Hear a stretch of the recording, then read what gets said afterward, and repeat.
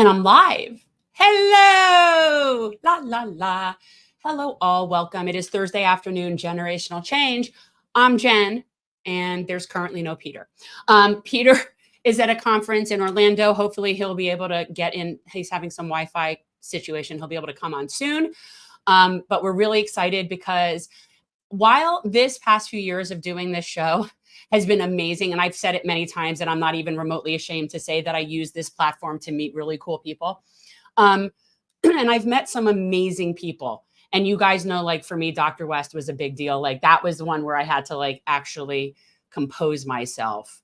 But today I'm getting to talk to Dr. Jill Stein, which is so cool because this is the very first time that I'm interviewing someone that I have voted for president. So that's kind of cool in and of itself, people. Like, I've never gotten to meet anyone I've ever voted for president before. So this is really cool to me. No, Peter is not with Kate Middleton. He's in Orlando, but I'm really excited about this to talk with an actual Dr. Jill, as opposed to, you guys know, I've often said my thoughts on the sort of pretentiousness of people that are not MDs or DOs or people that actually can write prescriptions or heal people physically by having to demand the use of the term doctor in front of their name. And as somebody with a Juris Doctor, I find it very pretentious. So that's that. So it will be very nice. Hi, there you are. I had to do the whole opening without you. Hello! You are so late to the party. Yes, I am late to the party. I'm actually at the Peak Partnership Conference in Orlando. The thing about the Orlando conferences is that these convention centers are so big, like so massively big. You could build a town. It's What probably bigger hotel? than an Where are Amazon you? distribution center. Where are you? I'm at the Gaylord Resort. Oh my God, Gaylord Palms is insane. I've been to a couple of scrapbook conventions there, and so it is really. Comment? Is there something you'd like to say about that? About scrapbooking? That is about scrapbooking, and I used to do the conferences. So hey, listen, at least I understand the value of something like coin collection or stamp collection. I don't know. Is there scrapbook value or comic books? Okay. The point of it is that you know what? I'm not going to get into the scrapbooking thing with you guys. Anybody who knows, it's a real thing, and the products are very, very tempting. I am infinitely more at risk of going broke at a scrapbook convention than pretty much anything else that I would go to where I would spend money. No, seriously, like, I can't think of anywhere else where I would buy a product that I'm at more risk of going broke than at a scrapbook convention. So you don't know what you're talking about. That's all I'm saying. Well, I mean, I think everybody has their passions in terms of what they like, what they don't like. There's always, it's like the whole thing about Magic the Gathering. There are people that are really, really into that stuff. My son. Well, remember when Beanie Babies was a craze? Yeah, I know. Look, there's always people that'll collect anything. That's true. Old newspaper clippings. I don't think there's any value in that, but some people like to hang on to things that have been around for a long time. I know. I use them to make other things. Well, I actually have, and it's framed. I have the original copy of the Wall Street Journal the day after 9/11. With the big headline and everything. I don't have it because I think it's some valuable commodity of some kind. But there is some sentimental value to it, and I understand. And you know what I have? The Vanity Fair. My hair is driving me crazy. I actually have the Vanity Fair where Demi Moore posed naked. Oh, really? Well, see, now that's actually worth something. Because I know it is, because I have it and it's in pristine condition. And I bought it then. I remember buying it then and thinking, this is really cool. And it is. A lot of people really do like certain pop culture items. It's why you have people that collect things from, like Coca-Cola, for example. Not that they necessarily drink the product, but they like the commemorative stuff that they give. And so I get it. But it is, the place I'm at right now, there's multiple different conferences going on at one time. I know. I usually, when I'm at a thing like that, I'll find the one that's most fun and go hang out with those people. Sometimes the people you're with are just not as fun as some other people. Also, it depends on who has open bar. I was just talking about this with some friends literally today about like crashing things. Like if you're going to crash something, you go to the more fun thing. That's all. It's a recommendation. I'm not, so I've heard. Well, not that I would necessarily care, but I understand. I've crashed a couple of, I've done it. I've done it respectfully. So for those of you wondering why Jen Perlman, who is running in the Democratic primary against Debbie Wasserman Schultz, would have on the Green Party presidential candidate on the channel, we put out a post on social media today, basically alluding to this idea that, you look throughout history, you look at the effect that Eugene Debs had on the left movement in the United States for multiple decades. He is the person that spearheaded the efforts to what ultimately became FDR's signature policy as president, which was Social Security. That wouldn't have been possible without a outside left movement that pushed the Democratic Party in that direction. If we do not have outside movements, whether it is Jill Stein with the Green Party, obviously Dr. Cornel West with his independent run, and then of course you have RFK and his independent run as well. You have to keep in mind that these conversations are what are supposed to drive the narrative. The one big problem that we see constantly, particularly in this country, and we've seen it a lot lately, and we really see it on the Democratic Party side, is this idea that you don't need outside influences, you don't need outside voices. We are completely content the way things are, and we don't have to change. How's that working for you? Well, I don't know. Why don't you ask people who can't afford to live, who can't afford food, can't afford anything? I would urge people to stop with the labels. I would urge people to stop with the labels and worrying about how they identify as politically, and just more concerned with what they say and what they do in terms of issues and what they care about, and not so much worry about the labels. I recently met someone who referred to themselves as conservative. And after speaking to this person for 10 minutes, we had so many more things in common than we didn't. So I think that everybody's concepts of what certain labels are varies, so that when we use labels, it's really kind of frustrating because we don't know who's who. I don't know. Like, you could call yourself whatever you want to. I could say, I'm a, conservative, anarcho, whatever, like you could be whatever you want to be. But at the end of the day, what do you believe in? What are you trying to accomplish? And I think when you talk like that, it's amazing that the label, I don't know. I'm just trying to be I'm anti-ism, guys. I'm anti-is, but strategically here in South Florida, the only way to challenge this particular incumbent is in a Democratic primary. It is it. That is it. There is no other way that it can be done. You couldn't run in any other party.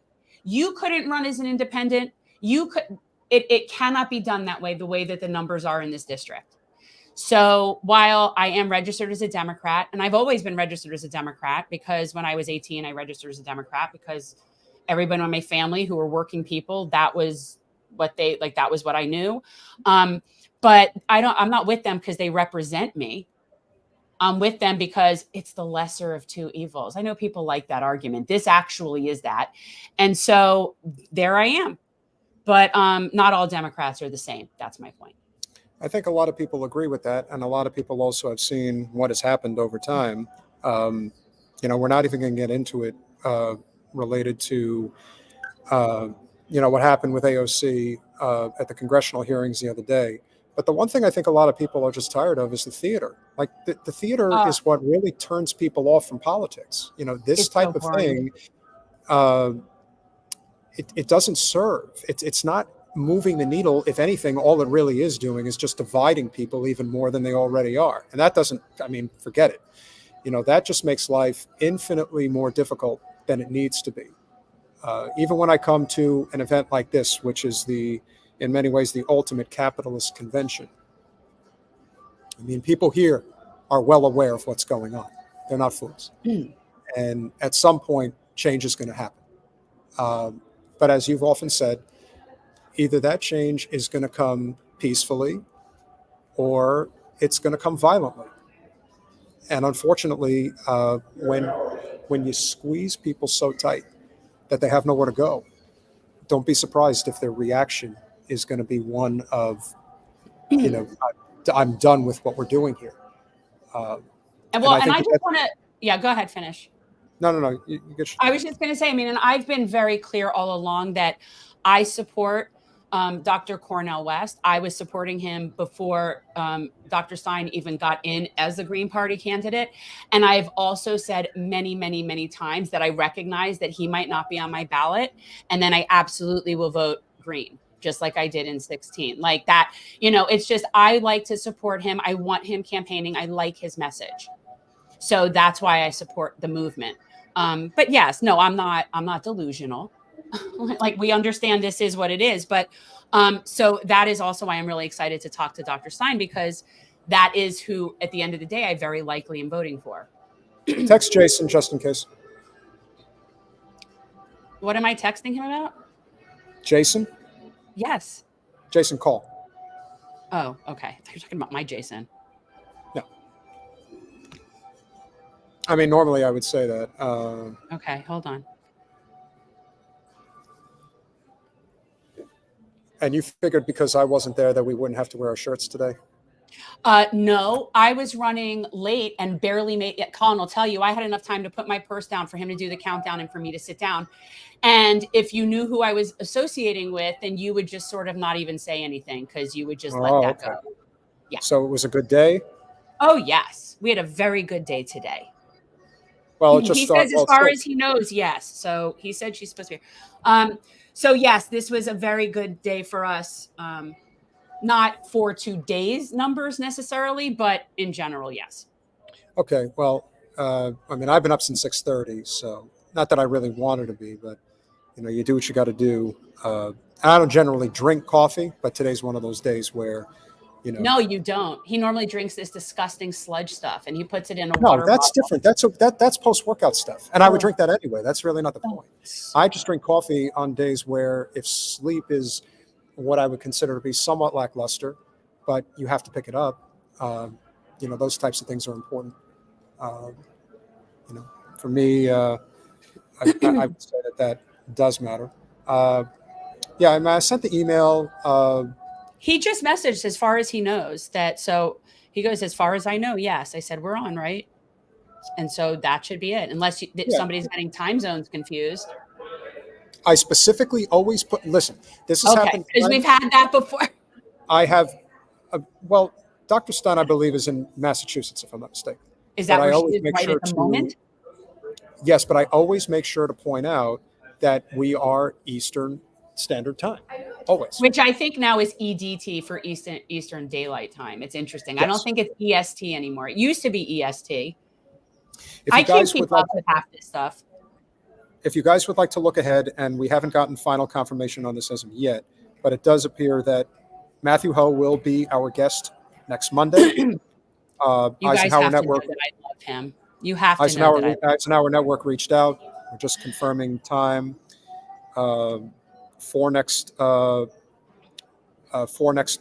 Monday, and then next Thursday we will have Ciara Rao, who will be coming on to talk about her book, White Women. It resonated with me. Yes. I resemble, people say I resent that. I resemble that compliment. Yeah, I mean, it is what it is. But yeah, and I'm looking forward to talking to her for other reasons anyway. But yeah. Yeah, I think the campaign is going to be unique in that, we have this ability to draw people into what we're trying to do, but also more and more people will see what we've been up to for the past few years. Our ability to volunteer locally, our ability to do this show, and, kind of like what you were saying last night on the Punch-Up Pod, it's like this chain pieces that all have to interconnect, because while there may be a lot of people who don't necessarily like this idea of cross-pollinating with those that they think ideologically don't line up with them, especially if they don't line up exactly as they would want them to. I think I think we're living in very tricky times right now, and I think that if we do not Will you read come the comment? together, Will you read the comment, please? But Peter can get any of those in the background. We love you, Double K. You are the best. I don't think so. I don't think we can. Okay, he's not going to ask them to do that. Double K, you rock. But Peter is so happy because for once, and maybe we don't know forever, he is literally right on top of the QR code. So it's like right there for him to do it. He owns the QR code. I can't even reach the QR code now. No, it's just sitting there. You're so jealous. You know that you love having that right there. I think the QR code is great, and I think it's great for anybody who is here. Again, any contribution matters. This is a grassroots campaign all the way. What are we talking about today? What is on because you are usually the curator of the agenda. Well, assuming that Dr. Stein still comes. Well, and again, Jason just said as far as he knows, yes. So. Well, Governor DeSantis just passed I guess what you would call an ordinance of sorts that basically just runs roughshod over the homeless. Now, rather than fix the homeless problem in this state, which of course has a lot to do with the fact that cost of living is so high, insurance is out of control, forget the ability to actually own a property, because for the significant, overwhelming portion of people that live in this state, it is going to be hard, especially for millennials and Gen Zs. Owning a home is a sought-after commodity, and even that's really hard to come by. But the people who fall through the cracks, and we've seen them a lot, anytime we go to Fort Lauderdale, there's this section of Fort Lauderdale that's by the Brightline station, which is surrounded by a McDonald's, and this is basically where dozens, if not hundreds of people live. They live on the street. And the thing that's interesting about the Fort Lauderdale homeless population, which I'm sure you've noticed, is that they all kind of know each other. They all kind of are looking out for each other in a lot of ways. That's in a lot of places with the unhoused people, because, there's safety in numbers. And there is. And so that, I don't think that's entirely uncommon. And I think that the problem that I don't think a lot of people really understand is that even though DeSantis is passing this at the state level, this is a bipartisan effort. Neither party wants to admit that the reason why we have a homeless crisis in the United States is because we have a crisis of capitalism. That's the problem. If you cannot afford to live where you work, or just don't have the ability to live, period, that's the whole thing about what I do, being involved in multifamily real estate. At some point, you do have to rent. But I hope to share as much knowledge as I have so that people understand that your ability to put money away and eventually own your own property is where the future lies for a country that actually cares about its people. We do not live in a country that does. No. And so we care about some people. We care about some people. Yeah, we care about people that can bring money to the table. That's what they care about. And yeah, so and I care about those people too. I want you to know. I care about those people too. I don't dislike those people. Sure. I just think we need to care about all the people. Yeah. With that being said, the problem that we're facing right now, which is clear, is that people do not have the ability to live. They don't. No. And if you think that sweeping it under the rug, which is what the governor is doing, you're not solving the problem. You're only exacerbating the problem. The problem, of course, is that, with few exceptions, this is how people feel.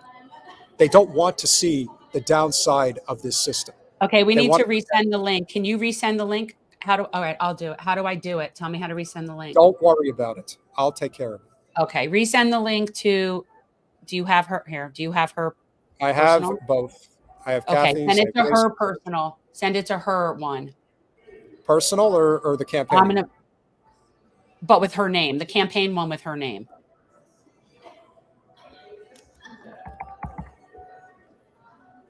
As I said, this is a reflection of the system. And can I say something very cool that I will forget if you don't let me say it? Sure. that I just found out today that I have a friend who's friends with Cat Stevens. With who? Cat Stevens. I don't know who that is. Okay, whatever. You know what? So people out there in the universe that understand what I'm saying, I found out today that I have a friend who's friends with Cat Stevens. So I'm just saying that. What? Wait, And you and have and I did put it out there to get Cat Stevens to maybe be a guest on this show. I put it out there. I put it out there in the universe, people. Let's all creatively visualize that happening, because that would be amazing. And I'm going to tell you who will understand how cool that is our guest that's coming on. Almost coming on. Why? Because she's from the Boston area? Is that no? Because she's from qualify? Earth, Peter. She's from Earth. Okay. All right. When I tell you that I have a friend who is friends with Cat Stevens, and you're like, who? That is when we have to have this discussion. So, guys, I don't want to keep her waiting. Let's bring Dr. Jill Stein on. I'm really excited. As I said, the Green Party presidential nomination, and of course, is attempting to break through this two-party duopoly stranglehold that hopefully won't last forever. But more excitedly, this is the first time, and I told you guys before Peter was on, this is the first time that I've ever gotten to talk to somebody who I have actually voted for president. So this is very cool. All right. Well, you're not the only one. Welcome to Generational Change. Welcome. Dr. Stein, it's so nice to meet you. Awesome. I feel like I know you, see you around all the time, and call me Jill, please. Oh, thank you. You know what? And so you are the first person that I've ever met that I have voted for president for. So this is very exciting. All right, cool. Welcome. I don't know if you were overheard what I was just saying, but I just found out I have a friend who's friends with Cat Stevens, and he says, who? Am I just showing my age? Is that what it is? You're showing so many things. I don't even know where you're showing your youth is what you're showing, I think, so nothing to be ashamed of. But Dr. Stein, let's get right into it. I'm sure you're aware of the, we'll just call it an ordinance that's been passed in the state of Florida, which basically wants to pretend that we don't actually have a homeless crisis. We are just going to push people out, which is what Governor DeSantis decided to do. And the importance of these, left populist movements is to recognize not just that housing is supposed to be a right, but that if you think you can just sweep the bad parts of capitalism under the rug forever, it's never going to last, because these things are just going to bust at the seams at some point. And you're seeing it now. And this is why there is such fervor for something other than the two-party duopoly we're stuck in right now. Your thoughts on that? Yeah, I mean, name your crisis, homelessness, which is at an all-time high. Renters are, 50% of renters are paying, to the teeth, just struggling to keep a roof over their heads. 87 million people who either don't have health care at all or have incomplete coverage. It's one crisis after another, while our brilliant leaders in Congress are spending half of our resources on the endless war machine, including this latest $17 billion in order to extend and expand genocide and expand the looming, critical war. It's not looming. It actually is in effect now. There is a Middle East war going on now. And it's like, how many times do we have to do this and just spend another trillion or 2 or 3 on another war that kills another million or more people? The Cost of War Project now out of Brown University estimates that the post 9/11 wars killed off some 4 to 6 million people. It's just staggering. What do they think they're doing? And they just double down. The more catastrophes they cause, they just double down for more of the same. So it's outrageous. People are hurting. And that is what makes this such a perfect storm of an election, to really challenge empire and oligarchy. They go hand in hand, and they go hand in hand with the assault on our democracy in every way imaginable. So, this is the time. And, this is a time to stand up and fight back like our lives depend on it, because they do. Yeah, I agree. And I love that you use the phrase perfect storm, because Peter and I have been using that for a few years now to sort of prepare for what we're dealing with now down here electorally. And it needs to be a perfect storm. And there's certain things that you can do and certain things you can't do in terms of controlling it. Some of it just happens organically. But I agree. I think that it's very ripe right now for people between labor stepping up, between what's going on in Palestine and all of these things, and Cop City, so many movements. And I keep saying that I feel like my mission is to connect those threads, because if all of those movements showed up for each other's things, that's how we win. And so I feel like that's why it's so important for us to recognize that despite what our issues are, the oppressor is the same person. I mean, exactly. People, multiple, but yeah. Yeah, and I don't know how you're hearing it, but I've been running for office for a while, starting back in 2002 when I first got tricked into running for governor in Massachusetts. And, at the time I was an activist, moving from one issue to the next, thinking, oh, surely this one is going to get traction and will reach critical mass. It started off with the single payer referendum that we had here in 1998 that, maybe before you guys were born, I don't know. But what year? 1998. Okay, I was born in 71. So I was married in 98. So I'm with you. I'm not. I appreciate the compliment though, but sorry. So you've been through this rodeo too. I mean, a while. We nearly won this first single payer referendum in Massachusetts. We were beaten back because we were outspent 50-1 with all sorts of, fear campaigns. Oh, the lines will be too long, and oh, you won't be able to get covered. All the things that are actually already happening. And so we were beaten back, and then, and then we moved on to get the money out of politics, and we had a clean elections referendum, which also won. Well, this one, I should say, this not only won in the court of public opinion, this actually won by a 2-1 margin, by, like over 60%. We passed it as a referendum. And then our dear beloved progressive Democratic legislature here in Massachusetts repealed it on a voice vote. And, and then it was environmental health. And, it was one thing after another, just waiting for us to get to critical mass and actually win the day. Way back then, people wanted to do their own thing. They kind of wanted to be in their own movement. It was much harder to build, cross connections, between movements. And now that seems to be the order of the day. We were recently in New East Palestine, Ohio, deep red country, site of this, horrific, toxic mess, which is ongoing, and people are very sick. And they were like really ready to hear just the whole progressive agenda from immigrant rights, and, welcoming the people who are fleeing by the droves from the crises that we've created ourselves.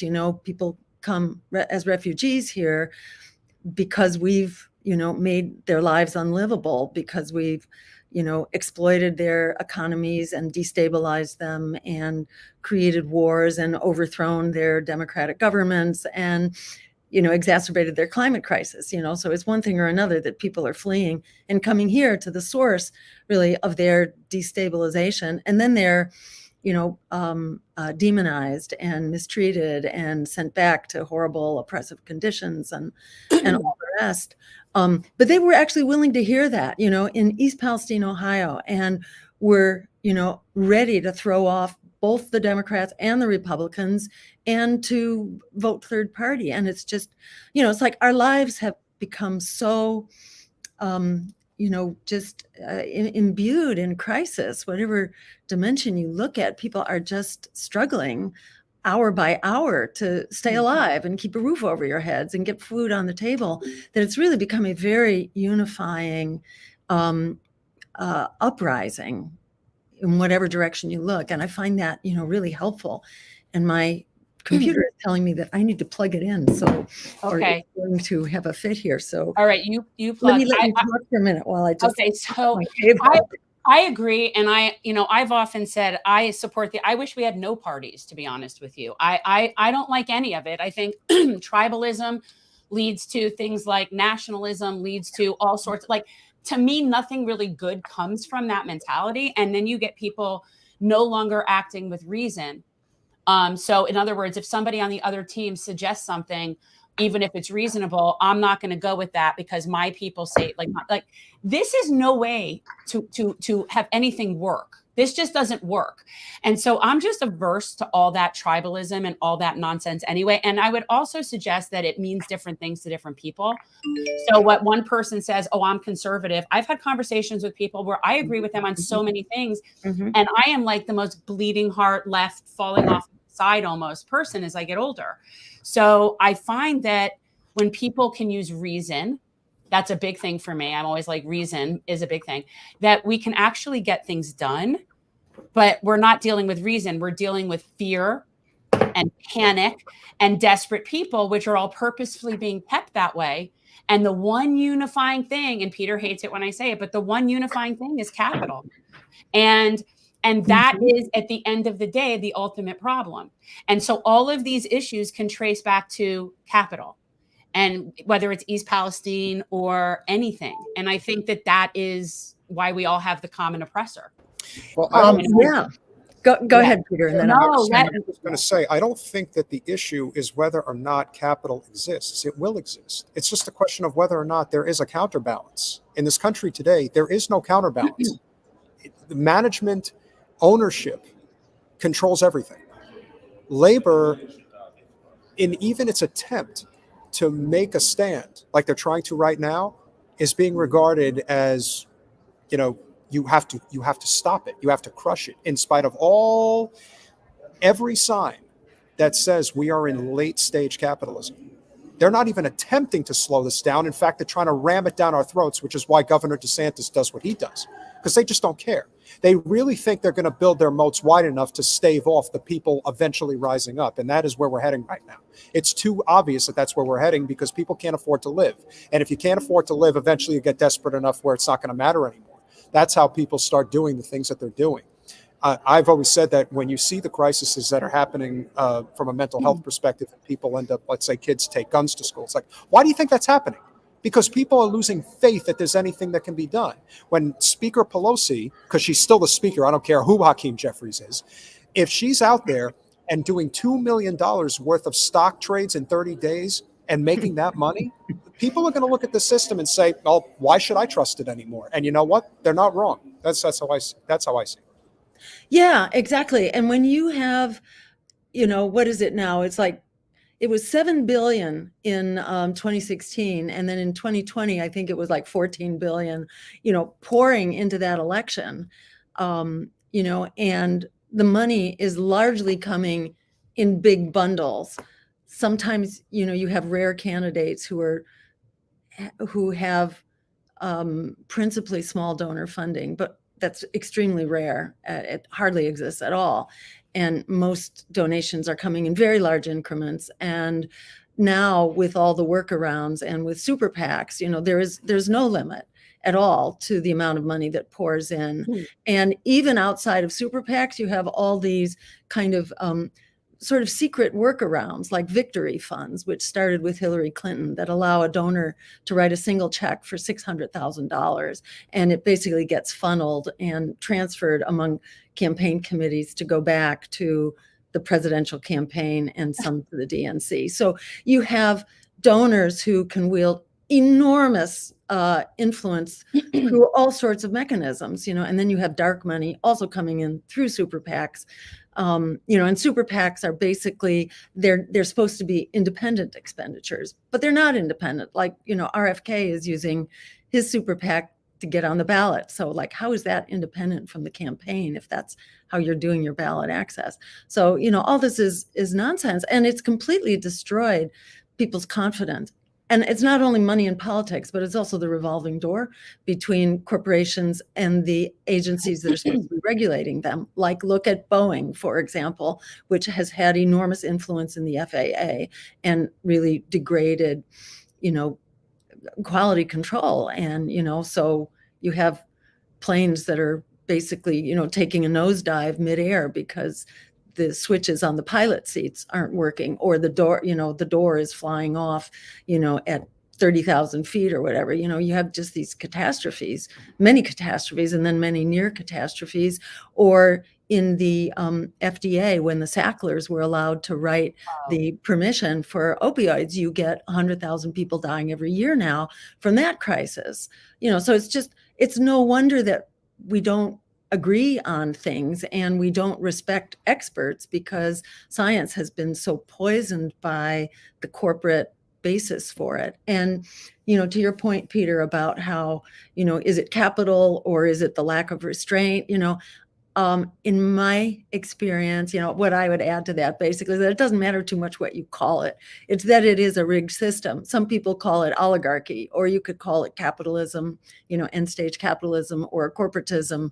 And, there are a whole bunch of names that you can give it, but it's like, it's not we the people. And we know that our influence is over. And that's been documented ad nauseum by all sorts of studies and just real world experience, that the opinion of everyday people has nothing to do with the policies that are being, driven on Capitol Hill. Witness that it's like 68%, according to, I believe it was a Gallup poll. I'm not sure. I'd have to check which one. No, it was Reuters. 68% back in November that wanted an immediate ceasefire and a diplomatic solution. But there's hardly a person on Capitol Hill who will vote for that. It's just mind-boggling that this is what it's come to. And what's going on in Gaza is not just Gaza. It's just Gaza is the tip of the iceberg of the abuses of empire. And simply getting a ceasefire doesn't solve the problem, because as long as you have occupation and apartheid, this goes on. So this is a very deep fight. And having just returned from a three-week road trip, basically to, 20 cities, something like that, it was just amazing what a unifying kind of mobilizing thing genocide on your computer screen and on your iPhone every day, just the latest blood and gore of it, is really mobilizing people. It really sorts the wheat from the chaff. There are people who can close their eyes and just put their head in the sand, but most living, thinking, breathing people have a really hard time doing that. And it's just a huge wake-up call. And this is mostly what's bringing people out at this stage of the campaign, in my experience. So it's a really exciting, and that's Willie there, who can't resist a camera. Yeah. It's his world. You're just living in it. It is. It truly is. Yes. No, I will tell you, the what's going on in Palestine right now is definitely the main thing that is driving politics right now in this country. For whatever direction you're in, that is all I'm kind of feeling. And it's very telling to me. I've lost friends. So this is something, and I knew that was coming a couple years ago. We have talked about this for a couple of years, that if I were ever to run again, that I would have to endure AIPAC. And so, this is something that I've been sort of mentally prepared for a really long time, long before this recent series of events. That just gives me all the more support than I didn't have before on this issue. So to me, it's very unifying. And yet I'm sickened. I every day I watch it, I force myself to watch, because I feel like I have to bear witness. And so I do. And I watch things that I would never, as somebody who's kind of squeamish, ever, I know you're a doctor, so, but and my husband's a doctor, and I get there's people that can do that. I'm not those people. So it's really, really hard, emotionally and everything. And I feel like it's the least I can do. That's the least I could do is Dr. Stein, can you address, as an American Jew as well, Jen's opponent goes on CNN the other day and just basically espouses the same typical Zionist tropes that, in my opinion, are what's really stoking the anti-Semitic fires in this country right now. It's people like Wasserman Schultz that really are, obviously what the Israelis are doing to the Palestinians, we know that on a global scale, what that's representing, but it really is a case to me of just throwing gasoline on the fire nonstop, and that's where the anti-Semitic fervor is coming from. From your perspective, my brother and his wife live in Newton. I am sure you're well aware that there's people in these affluent suburbs who think that people are coming to get them and all this stuff. But it's like, if you're not willing to address the heart of the matter and where a lot of this is coming from, then you're never going to solve the problem. And I do think there is something to be said for people like Debbie, who really are playing an outsized role in why this is happening. And why this is happening, are you referring to like the anti-Semitism, or are you referring to it's a combination of two things. It's the power of AIPAC, which is obvious. It is the endless war component, which she has always been behind. And then there is the anti-Semitic component, which to me does seem to be growing. She stokes anti-Semitism and Islamophobia simultaneously, which to me is it would be impressive if it weren't grotesque. But yeah, I feel like people that represent Jews like that is part of our problem. Yeah, no, I agree completely. And then the argument that being anti-Zionist is being anti-Semitic, to me, that also says that it's anti-Semitic to oppose genocide. I mean, that to me is the meaning of this conflating the two, and the opposition to genocide. To say that that is anti-Semitic is like saying that it's anti-Semitic to oppose genocide. And that to me, as a Jew, is like the most alarming and offensive thing you could possibly say, that Jews nowadays are supposed to just put on blinders and not see genocide, because it's being conducted by Jews who were previously the victims of genocide. They are now the perpetrators. And it's like these ultra-Orthodox rabbis, who are very anti-Zionist. These ultra-Orthodox Jewish rabbis say that Zionism violates basic tenets of Judaism. And when you ask them, which ones does it violate? They say, thou shalt not steal and thou shalt not kill. And that's pretty true. And that's pretty direct. And, to be calling them, these ultra-Orthodox Jewish rabbis, anti-Semitic because they oppose Zionism, is outrageous. And yeah, I think it's just so important to stand up. I just came from an iftar service at a very large mosque in Baltimore. Spicy, isn't it? They make some spicy food. I've been to 4 now, and I don't know. Oh, really? I don't know. I'm not going to survive Ramadan at this rate. But yes, I am very familiar with the iftars at this point. Yeah, and I found it was just so gratifying to see how, how humane and humanitarian and how kind of interfaith the event was. And there were lots of Jews there as well, and ministers from all faiths. And it was just really wonderful to see that that's where this is going. And it feels like it is very bonding. And I too have been losing friends. I mean, I've been losing friends ever since I was going to say, you've been out there publicly a long time, but yeah.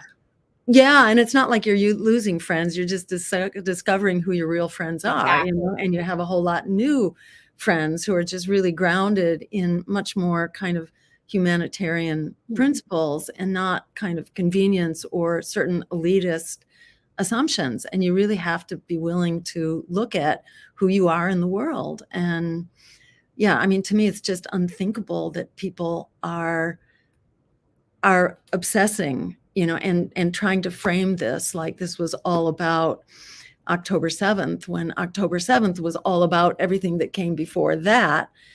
And, on and on it goes till there's no end. But there is a genocide, taking place right now, which is utterly horrific. The fact that in the first 100 days, 8 times the number of bombs and missiles were dropped on this little 20-mile strip. 8 times the number were dropped as in the entire Iraq war over the entire country over 6 years, was all concentrated into 100 days. how does that figure? The fact that children now are dying from thirst and Heart attacks. hunger. Did you see that? They've had children dying of, yes, they have had children dying of cardiac arrest there because of fear combined with malnutrition. And yes, heart attack. And children also saying that they want to die.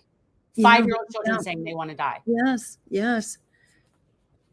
I'm sorry. I'm sorry. Like I'm like losing my mind about it. Like well, then I will, go ahead.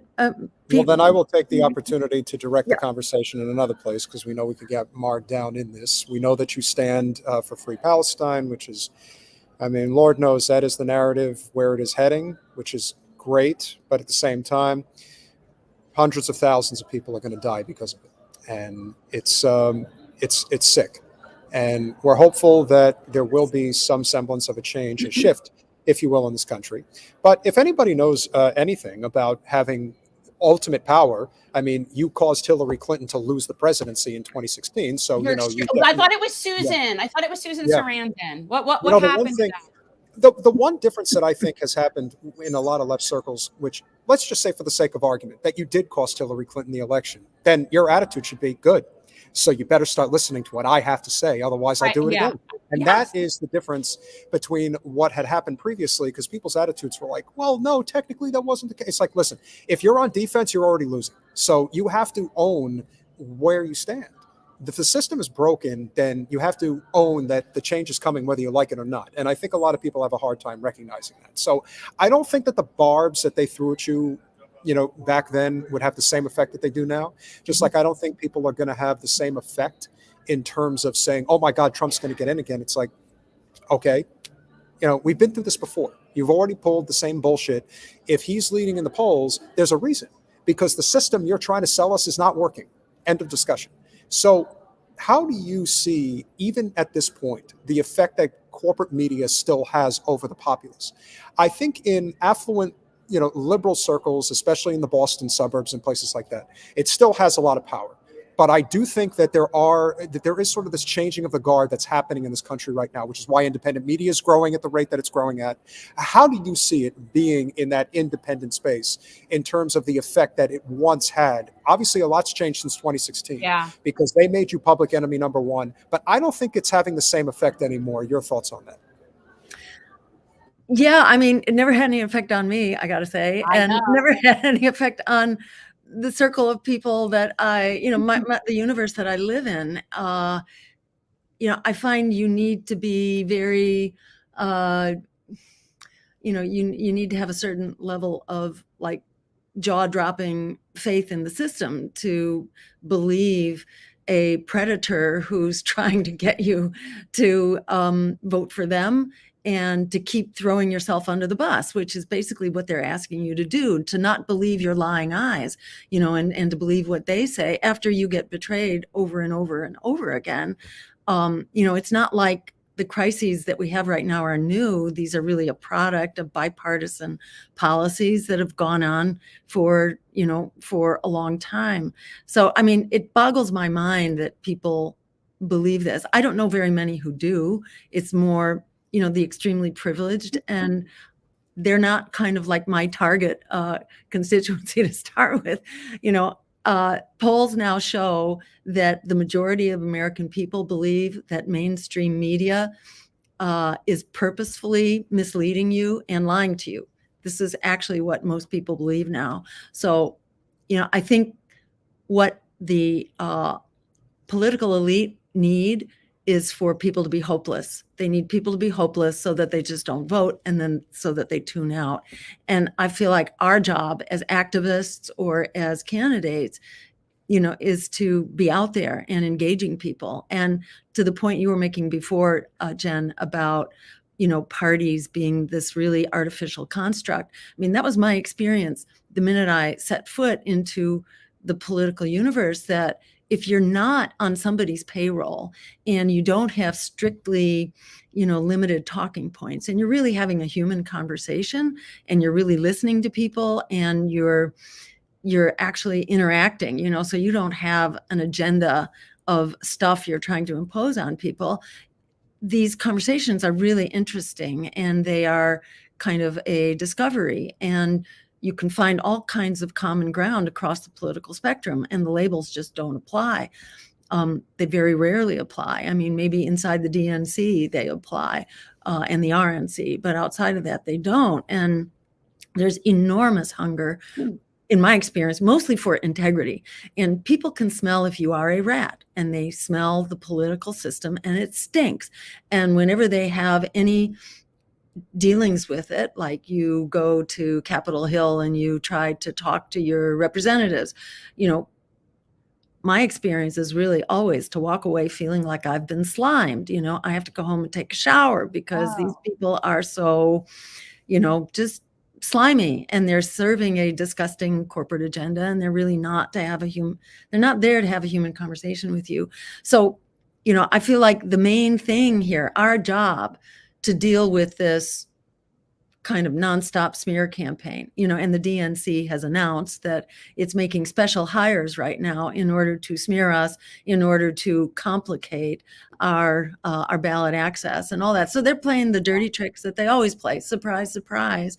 Our job is to just be out there making contact with people. And fortunately, people are more tuned out than ever. This is why they want to shut down TikTok. This is why they, have to shadow ban and, jigger the algorithms, bias the algorithms on social media, because they know they are running a losing battle. And I just want to throw out one thing, which is that the most spoiled election ever from the point of view of Democrats was actually the 2010 midterms, when Democrats lost 1,000 state rep seats. They lost 64 congressional seats, 12 Senate seats, and 13 governorships. And where was the third party to blame it on? No third party. This was a response to everyday people being thrown under the bus. This was a response to the bailouts for Wall Street and the throwing out of Main Street. And that's been going on ever since. And so now they try to attribute this to third parties. But the largest voting bloc is the non-voting bloc. In 2016, it was 100 million people. That's a lot. That's a lot of people. That's about enough to win an election right there. And that's where third parties largely draw their support from. So, the rest of what they say is absolute nonsense. And we just really encourage people to have the courage of their convictions and stand up and vote for yourself, because no one else is going to get us out of this mess. We are the ones we've been waiting for. And the other really critical thing, because hopelessness is such a big part of this, they rely on us to be hopeless, because if you're hopeless, then you think you're powerless. But the reality, as Alice Walker said, the biggest way people give up power is by not knowing we have it to start with. If you consider 100 million people who aren't voting, or 80 million in 2020, it's a lot. Half of the Democrats in Michigan stayed home from the primary. There was also the uncommitted vote of 14%. But even beyond that, there was like 50% who didn't come out to start with. So people are voting with their feet. There's a huge voting bloc right now that's just waiting for something. It's consistent with the 63%, according to Gallup polls, that say they want another choice outside of the parties of war on Wall Street, basically, who've been throwing us all under the bus. So it seems like, don't take anything for granted in this election. Expect the impossible. Expect this to be a black swan election, and it may happen or it may not, but however far we get is all for the good, because the system is totally corrupt, and we need to build as big a springboard as we can for the next election. And I would not rule out, consider that there are 4 presidential candidates right now who will all be splitting the genocide vote.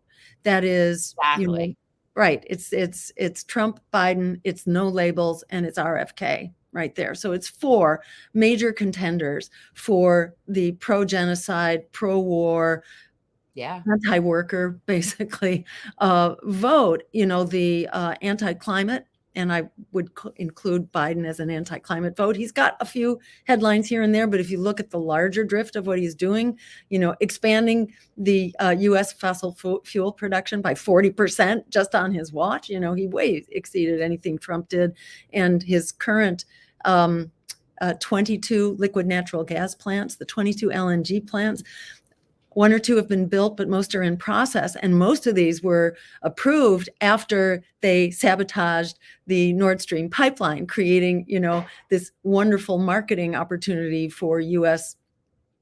Methane, natural gas. That's where most of these LNG plants have kind of gotten their lease on life from. They are equivalent to 440 new coal plants, building 440 new coal plants, which knocks us back to 2005 levels of fossil fuel production. This is all under our great, climate president. So at any rate, they've just thrown us under the bus in every way imaginable. It's really important for us to stand up and, demand the future that we deserve.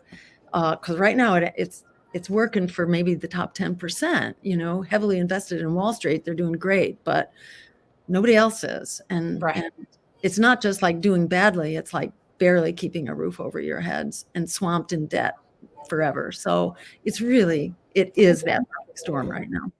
Yeah. Dr. Stein, where do you stand on nuclear power? Nuclear power is too expensive, dangerous, uninsurable, and doesn't have the right timeline. So all of that remains true in spite of the wall of propaganda that is being manufactured by the nuclear industry. Ralph Nader did a really terrific podcast. He does, the Ralph Nader radio hour. And his last podcast last week was a really terrific expose on the actual track record. These so-called small modular plants are not a solution by any means, and it's really dangerous what's going on now in the Inflation Reduction Act. There's a whole lot of money behind them and behind selling them, like selling these nuclear reactors which generate fuel for nuclear weapons. So we're basically promoting nuclear weapons proliferation now through the Inflation Reduction Act, which puts a whole lot of money now behind marketing these small modular nuclear reactors. Nuclear reactors need to be phased out and shut down, and we certainly should not be building new ones in the same way that nuclear weapons, they need to be shut down. And they actually are illegal now in terms of most nations in the world. This is a treaty that's been brought into force by a vote at the United Nations, and we need to get on board because we are all in the target hairs on nuclear weapons right now. So what would be your alternative to getting us off of coal and natural gas, which is obviously the biggest, especially fracking, which is as big of an environmental disaster as anything? And whether you believe in climate change or not, fracking to me solely alone, the destruction it does in terms of man-made earthquakes, water contamination, not being able to build sustainable living communities or anything near fracking sites. That is, that's the non-starter of non-starters. I have a different opinion about nuclear, but that's okay. I like your answer, Dr. Stein, and quite honestly, I am of the small, sustainable, regenerative degrowth mentality myself, and recognize that maybe we don't all get to keep living exactly how we're living in order to continue functioning on a livable planet. But that's just me. But I understand everyone seems to have all these ways. How are we going to be able to keep up with our lifestyle? How will we do it? You won't. So that's sort of my thought. Add to that, the issue here should not be our lifestyle as we happen to define it at the moment. Right. It really ought to be our quality of life, our happiness, the richness of our relationships and the health of our communities and ourselves. And that has been shown to have very little relationship to, the cost of your lifestyle and so on. So yeah, absolutely. But even without degrowth, even just like sort of plateauing where we are, the most cost-effective way to fund this, in fact, is through conservation and through renewable energy, which is now cost competitive. It's absolutely and in fact, with coal and and methane. So yeah, there's every reason now to do the right thing. It's also the pragmatic thing, and it's the healthy, and it's the only sustainable thing. So yeah, it's absolutely doable. I think it's mostly the power of the PR industry for nuclear and fossil fuels that has people thinking otherwise. Yeah, I think people also in Western culture are very self-serving and very selfish and are not as concerned with the collective as you see in other places. And so it's a lot harder to get people to care about something bigger than themselves, I think, when you have this pull yourself up from your bootstraps kind of like ideology. And it's very frustrating. I don't like any of like, honestly, we had a woman on from Ireland who raises a certain breed of like wild goats, and then they eat all the brush to prevent the wildfires. And so we had her, right, like that. I'm all about those kinds of things. So then we had her on to talk about that. And apparently they're doing that. But that's what, like, we need to be finding a way to coexisting with the earth and the environment in a way that doesn't abuse anybody or anything. And I feel like until we do that, we're circling the drain. Yeah, totally. And I think it's totally to be celebrated now how this can be done. This is actually doable, achievable, no apologies needed, you know. I think it's just like the predatory nature of the fossil fuel, you know, empire and the nuclear empire that deludes people into thinking otherwise. But this is totally doable. And the thing about, you know, do we have to be a do-gooder, you know, mentality? In my view, you don't, because the harms of fossil fuel are so pervasive. Even forget about climate change. Just, you know, there are somewhere around 9 million people who die premature deaths every year from fossil fuel. So we pay a price, and it's not just like, you know, asthma and lung disease. It's cancer, you know, it's pollution of our water supplies, you know, like the fracking. There's so many ways, and we are so sick in this country, you know, our longevity relative to other countries, you know, other developed countries is really bad. It was declining for several years. Now it's kind of inching its way back up, but it's way behind. But even that aside, we survive really sick. We have so many chronic diseases, and we're just not healthy. And it's very hard to lead a fulfilling, you know, life and a productive life and the life that you deserve if you are carrying around all sorts of chronic diseases at the same time. And, you know, just getting our agriculture system and our food supply back on track would also do wonders for, you know, for regenerative agriculture and bringing down CO2. And, you know, these solutions converge. And when you start solving one of these problems, it contributes to solving the others. So we just need to be thinking, in my view, just thinking in terms of the public interest. We all benefit here in a big way. Yeah, I'd love to work with you. I find you lovely, and I would like, I like you very much. So I appreciate you coming on and talking about this stuff. And I feel like when we can even bring it back to East Palestine, when we're talking about this environmental injustice problem, because the reality is it's obviously going to affect the most vulnerable people first.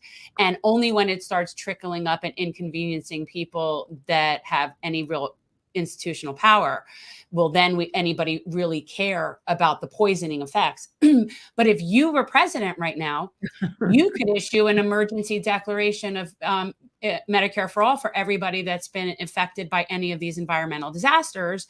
And those are the kinds of things that I don't think people realize you could have the control to do.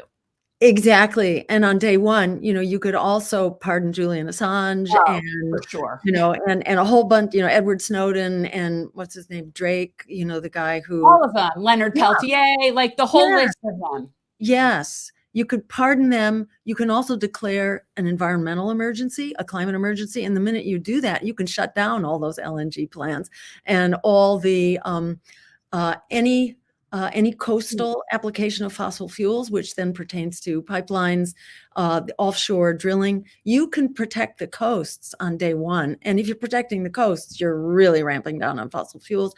And you actually unleash hundreds of billions of dollars that can be spent on that emergency to begin developing, you know, the green jobs in the communities that need them, to help tide over fossil fuel workers, get them plugged into, you know, it could be ecosystem restoration. You know, there's very productive, you know, intensive work that needs to be very well paid and unionized. You know, we can do this. I mean, they rely on silencing us. And that's been my experience all along. It's not like that they have some monopoly on anything here, how to make the economy work, or how to provide good jobs, how to get people satisfied. They have a monopoly on the conversation is what they have. That's the only monopoly that they have. And that's a monopoly that is being broken right now by the likes of this podcast, by having, terrific candidates running like yourself, Jen, at all level that just really stir up this conversation. And yeah, I mean, I'd say Debbie Wasserman Schultz so badly needs to be retired from this whole, morass. Yeah, we're going to clip that and use that, just so you know. I'm going to clip There you that. go. I'm just playing with you. I love it. But I have one more question for you. Sure. What are your thoughts on federal job guarantee? Oh, yeah, absolutely. I mean, I think we need it, and I think there is public support for it. It is, it is an economic development program, basically. The Green New Deal, is essentially a federal jobs guarantee that plugs those jobs into critical areas of community need, which we define as not only, ecological jobs, but also social jobs are essential for our survival as well. Teachers and nurses and, and social workers and home care, and child care. These are all essential forms of work. And yeah, we need to prime the pump. We need to prime the pump. And that applies, to manufacturing as well. We need to convert our transportation system and start producing the stuff that will really ramp down our fossil fuel production and, plug in renewables at all levels of energy production. This is doable. And above all, what we need is people are hungry for a politics of integrity that doesn't reek of being a rat. And then it's not just that people will listen, they're actually really hungry for a real, honest conversation. And I mean, I find this across the political spectrum and actually at all levels of, economics as well, because even people who are kind of high on the hog now know that we are in trouble. We are in big trouble, whether they're looking at climate or chronic disease or, the despair. Among young people, 1 out of every 2 describes themselves as hopeless, and 1 out of every 4 has considered harming themselves in the last 2 weeks. That's what the polls show.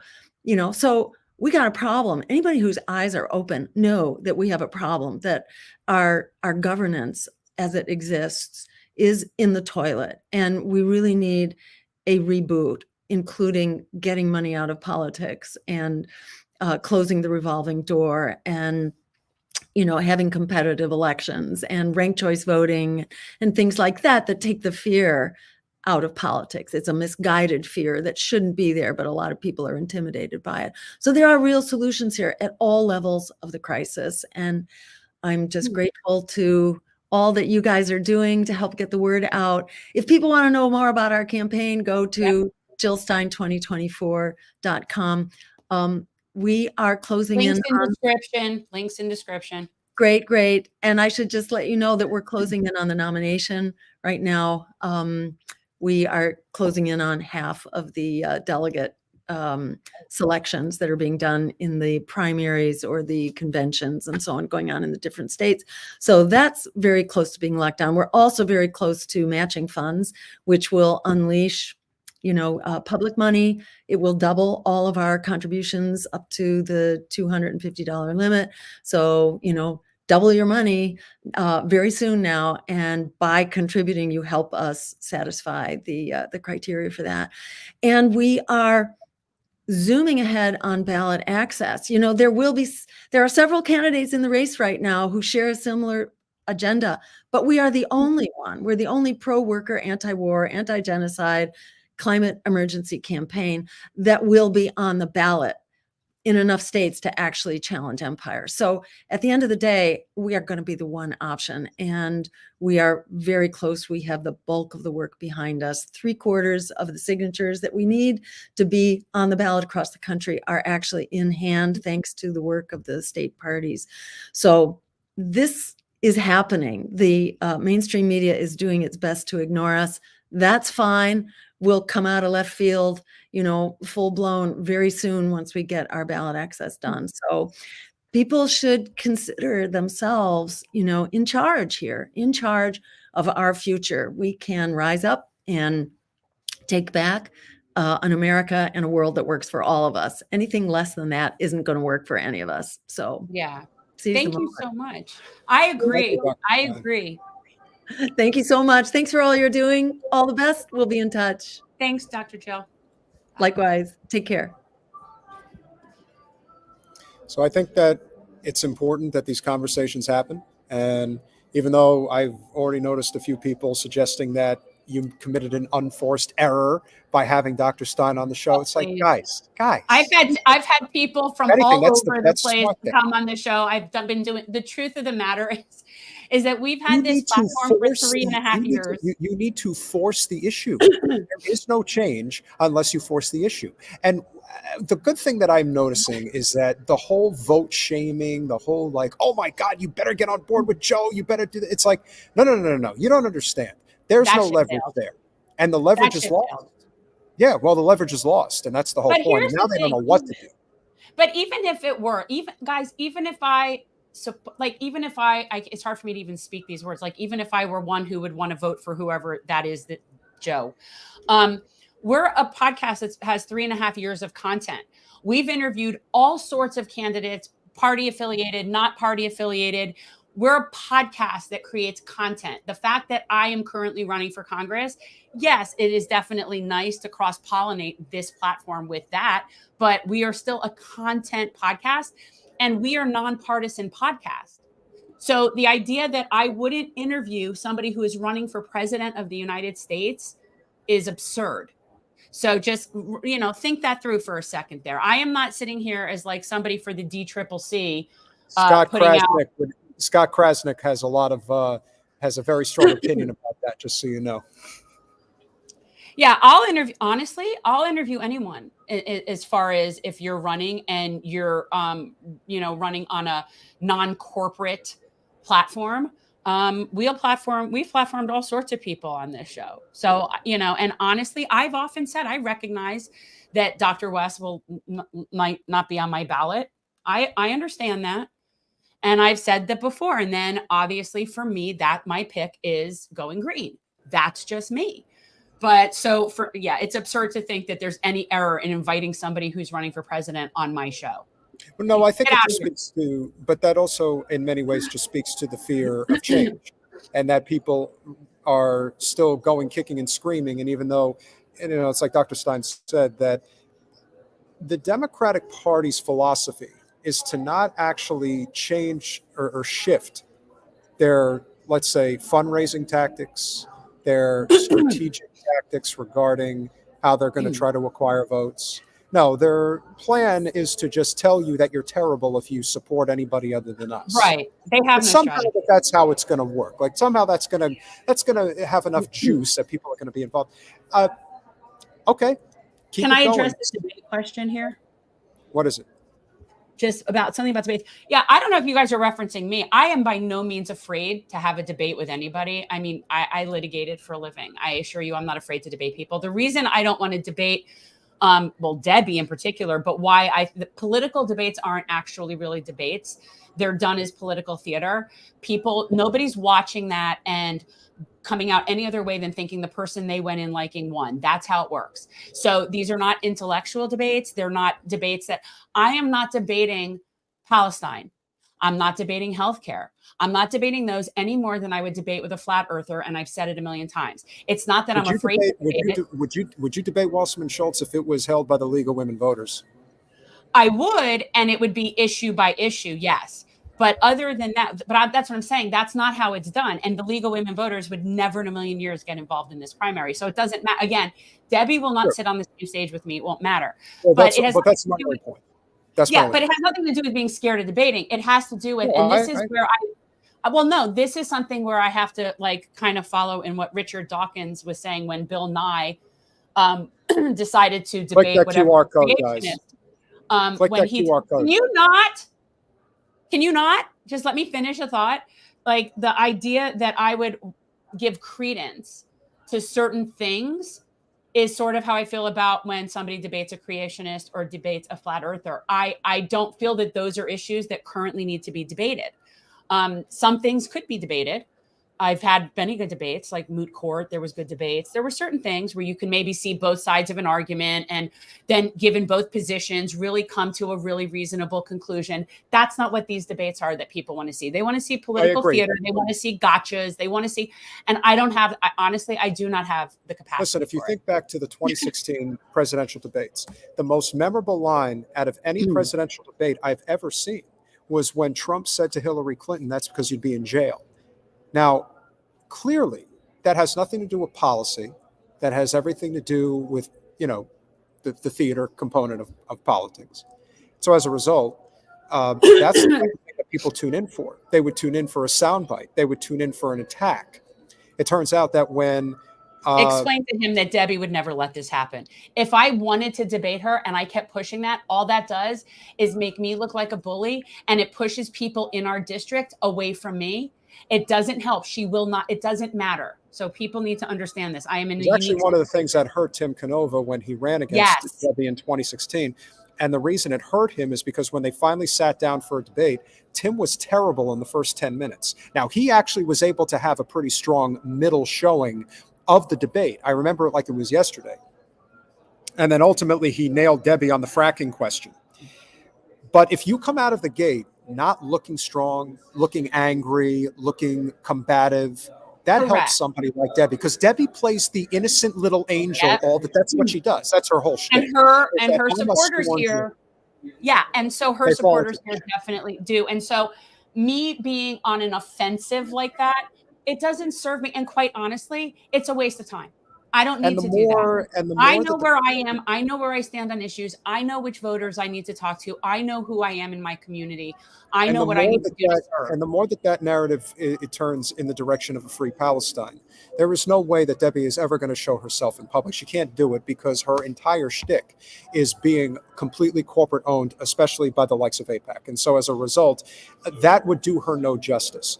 Now, for everybody who is watching right now, and we have 928 people total watching on social media, which is wonderful. Some of you switch over to YouTube. Come on over to YouTube. Help us with the algorithm. If you guys would like to support our campaign, but are not in the United States, make sure that you go over to patreon.com/generational change for as little as $5 a month. I already scanned those. Oh, okay. Sorry. You can become a supporter of our podcast, which is within the rules. You can do that. And so consider it an in-kind campaign contribution, whether it's to help us. Jen, no, it's not an in-kind. It's not an in-kind. No, you need to let me handle this. It is not an in-kind campaign contribution. It is not a campaign contribution at all. If you are someone that is not capable of donating to our campaign, but you want to support us by supporting this podcast, it does help us with messaging.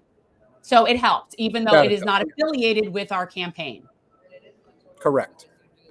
And so that's how you can become a supporter, and we certainly appreciate it. But every little bit helps. It really does. And as you can see, the QR code is right here. So make sure that you scan it. Go check out the website. Just make sure you go and check it out. He loves being over that QR code. He loves it. Come on, Andrew. You know you want in. You got it. You got to let And you know what? If you donate to the Patreon, then you can communicate with me directly and it doesn't go through Peter. Otherwise, all communication goes through Peter. So if you want to directly communicate with me, you got to be a member. Then you can nag and complain to Jen as much as humanly possible. You will have that right, and you will never be banned from this channel because we actually do support. I am the Patreon person. So I do respond. We actually do believe in free speech on this channel. You know, that is something that is a little bit unheralded for a lot of other people. They actually don't believe in it because it's sort of like, the rules are specific, they're dictated based on a given circumstance, kind of like how you're so free speech until it comes to Israel. It's everything. All these things change constantly. And I will tell you, Jen, and I don't think anybody's around right now, I am at a convention where there are a handful of, potential allies. There's a handful of Zionists walking around. I was going to say algorithm who can ask for anything more. Somebody is very into what's it? No, I got it. No, one of them was Well, no, one of them was actually wearing the Israel-American flag. No, I was talking to Z Manny. I'm not talking about the Zionists. I'm talking about the comment. They're singing it like it's Gilbert and Sullivan. Algorithm. A Canadian wants to know if you want an unpaid consultant. So sign up and you'll find Depends out. on what you can do.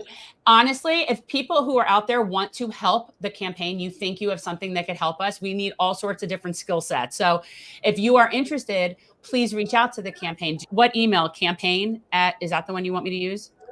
Campaign at yeah. gen2024.org. Yeah, reach out to campaign at gen2024.org. If you think you can help, if there's something you would like to suggest, we're taking all help. All help. And any and all help that gets me off the phone dialer sooner. Yeah, seriously, guys. She doesn't like dialing for dollars. So I do it, but it's like pulling teeth, man. Double K, thank you as always. You're a tremendous supporter. Make it a double because that's how it usually works. Thank you very, very much.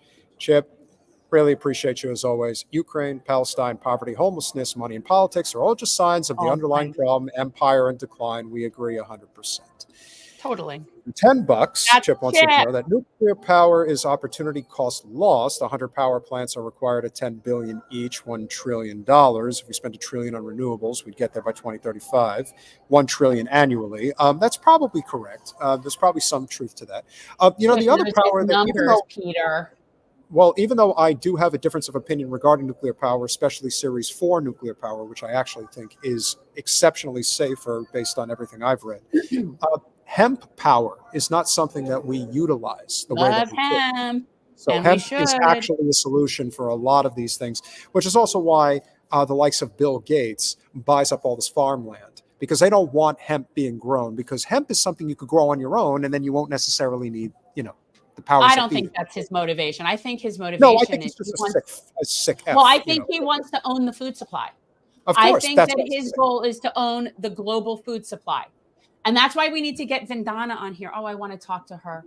I would do this show at any hour if it aligned with, although I think she's in the UK, but I would do it at any hour to get Vandana. Pelosi does the same in San Francisco. She doesn't even hold town halls. Well, I could tell you that I just got our first town hall, if you will, scheduled, or it's going to be on the schedule for Jen.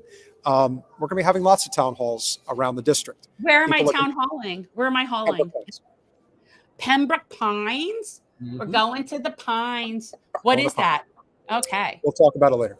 All right. So yeah, there's lots of happenings here, but this is how it's going to get done. And we also must, without further ado, give an acknowledgement to Kirk Dougherty. Thank you for becoming a YouTube member. Oh, also, guys, if you don't know and you're new or whatever, if you would like to support the campaign, but you do not want to go through Act Blue, please go to our website. There is a link down below at the bottom of the main page where you can donate without going through Act Blue. So I don't want people to think that this is your only means of donating. It is not. That was important to me. So just letting everyone know that. Where's the website? gen2024.org. Yes. gen2024.org. So gen2024.org. And so for people who do not feel the need to give the Democratic Party any sort of percentage of anything, I'm here for you. I feel you. I appreciate you. We have to negotiate that, but it's something that I think is necessary. I think it was important for me to have it. Well, listen, there's people that are Green Party members. There are people that are all different stripes. Conservative members, they've said time and again, Jen, I'd love to support your campaign. I'm not donating through Act Blue. And I'm like, okay, then you got to have an option. And there's, when people in these third party enclaves are constantly telling you that you are a great candidate, even though you're running in the Democratic Party, that's a sign. Because most of the time people are willing to just play that ball, and it's not worth it. It's just not. Well, people don't understand our dynamics in our district and how it works here. I mean, people, I think, who have been watching us long enough know, but for people who aren't, our incumbent only sits there because we have closed primaries in a blue place. So in other words, the only way to unseat her is in a Democratic primary. I just remember, run any other affiliation in the general, and you will not win here. Just remember, guys, there's a reason why I keep pointing at this QR code. You want to know why I keep pointing out it? This is why. And this is who Jen is running against. Unpledged delegates exist really Why? What are to you- make oh, you're sure playing that it? What are party you- leaders and elected officials don't have to be in a position where they are running against grassroots activists. You have a very bad habit of speaking while a video is playing. I didn't You say keep- anything. I I didn't say heard you. anything. I didn't say a thing. I don't know what you're talking about. I didn't even say anything. Well, Go. anyway, I heard, but it doesn't matter. It doesn't matter. I My didn't point even is, say anything. let's do it one more time. One more time. This is who Jen's running against. Unpledged delegates exist really to make sure that party leaders and elected officials don't have to be in a position where they are running against grassroots activists.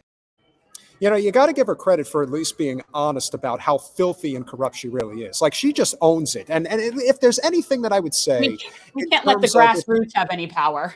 no, correct. But a lot of times, you know, they really have this tendency to try to portray themselves as something that they're not. I actually give Wasserman Schultz a smidgen of credit for never supporting universal health care because she doesn't support it.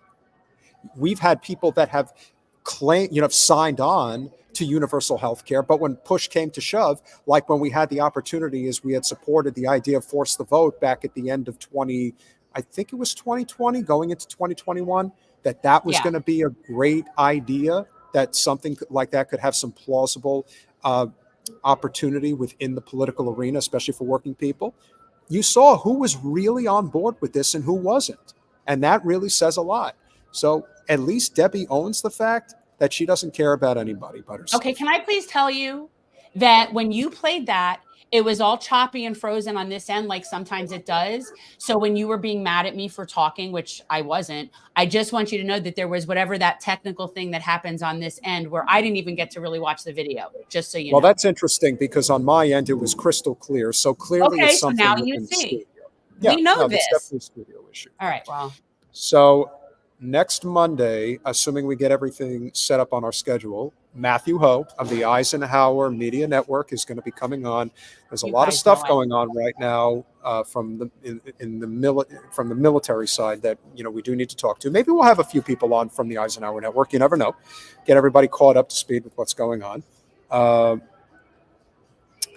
And next Thursday, Ciara Rao will be coming on to talk about her book, White Women.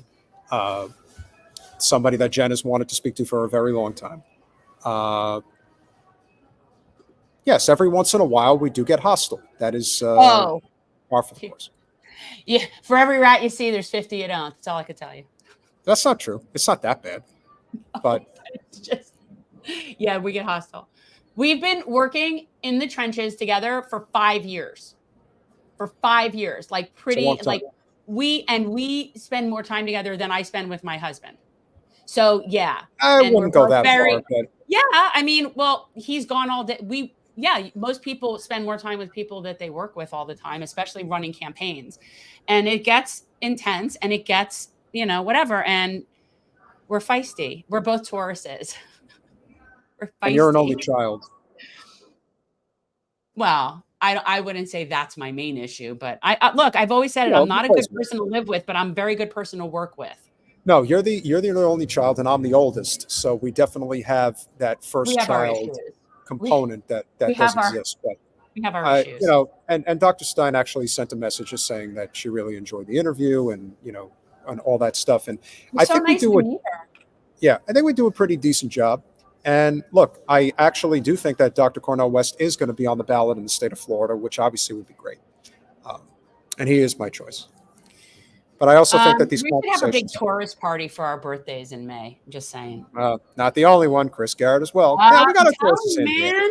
Yeah. But you guys realize the most babies, like the majority of babies, at least in this country, seem to be born in September. September is like the largest birth month. Well, that's because everybody's always doing it in the dead of winter. It's New Year's Eve, and it's New Year's Eve. Anything over Christmas to New Year's Eve, you end up with a September baby. And then the reason why you get a lot of babies born in April, May, and June is because end of the summer, it's just kind of the endless summer. You think that's it? I think it's yeah. Well, I have a September baby, so I can attest to the Christmas to New Year's situation. Well, I wouldn't know, at least as far as I know. Oh, metal. Well, no wonder metal is such a headbanger with us. It's like, oh, here we go. Well, look at this. The whole floodgates of See?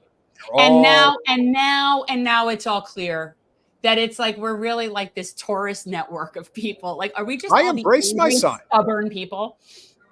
No, I definitely embrace my sign. There's no question about it. Guys, one more time. Make sure that you click the QR code. Any contributions. Or go to the website. Go to gen2024.org. Go to gen2024.org because we want you all to see the new website, which is up. And of course, I spoke. Yes, our full website is up, guys. Yes. Damn it. Try one more time. gen2024.org. Got that one? Okay, there you go. Oh my God. And he makes Or fun you of can me. support the campaign as Colin always wants to come in hot at the last minute. Yeah, no, there's no question that, we are fighting an uphill battle.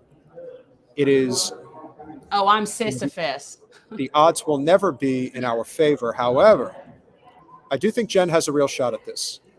And I say this because there are a multitude of different reasons. There's a lot of variables that people don't know that are in play, that are very positive for our little venture. And I think that's why we have to be optimistic that we can do it. So people, if you dare to throw money to this campaign and support, I promise you, people, I am like busting ass. It's going to good use. It's not. Yeah, and we will. And regardless of what happens, we are about the movement and keeping that going. But we really do feel this is our perfect storm. So if you were ever going to like venture out and make a donate to somebody who you think could be like a really loud voice, this is your opportunity to do so. And it's a short campaign. It's a short campaign. We have less than 5 months now. From today, 150 days. So if you believe in the possibility that something big can happen, I think it can. This is it. Because I think people are ready for something to happen. Something's going to give. This is the one race. Even if you just like me and want to see me talking on a national platform and getting more attention and putting out the message that you hear from me, then this is a way to do that. Yeah. Would you like to see Jen having the occasional tussle with, some corporate dem? Like, would you like to see Jen on the House floor with somebody like Eric Swalwell? Or would you like to see her tussling with some GOP hack like Marjorie Taylor Greene? See, I don't know that I can keep a straight face with those people. That's part of the problem. She would open her mouth and whatever nonsense came out, I just start laughing. Like, that's part of the problem. I don't know that I'm going to be able to keep a straight face. I'm willing to bet that Marjorie doesn't even have that accent. That accent's not even real. It's all made up. She's as phony as her voice. Like, whether she is or isn't, there's some people in there that I do not think I could take seriously. I just don't know. And I certainly would not tolerate people speaking to me in the manner in which people seem to get away with speaking to people there. That won't fly. You definitely will have quite an impact. I think that is something that will happen. And I think that, somebody like you'll have allies. There'll be people there that'll want to work with you. Oh yeah. But here's the thing. I don't really care. And that is why all of you guys and the people that I'm getting emails from and calls from, and especially big shout out to like the South Florida Muslim community and them and their like support and love is so huge to me, because I know that the people are going to hate me, whatever. But to know that I do really have people that are thankful and appreciative and are supportive and all that, it really helps. So when I tell people, please, if you even just sign up to be a very, very small monthly donor, it is so appreciated for me to just feel like there's this like big team, a network of people. It's very inspired. That's how I feel. We agree. So thank you all for coming on today. Hope you enjoyed the interview. We'll have some clips. Let me say this to Chris. This is my solemn vow, right? If for whatever reason if we win this seat, mark my words, I will be on with Jordan first, unless he's having health issues and can't see us for whatever reason. And then we'll make the rounds through every single small channel and person and podcast, like Willie Bragg and every single person that has been supportive to me. I will go on all of those shows before I will go on one mainstream network. That'll be That's a redefining going to moment. go. And not necessarily in complete chronological order of people because, schedules, but there is not a chance that I would go on to any major network before I went on with all the people like Punch Up and Jordan and all those people. There's no way. So that's how we roll here. Yeah, we do. So I think that's it for today. As I mentioned, we've got a lot coming up. I've got a lot to do. Yes. Oh, last donation. Z-Bird. Z-Bird. Thank you very much. Z-Bird. That is Love much it. appreciated. Also, one thing that we'll mention before we go, if you guys can, as soon as our I live think I stream, know who that is. as soon as the live stream concludes, make sure that you go directly to the stream and leave a comment if you already haven't left a like.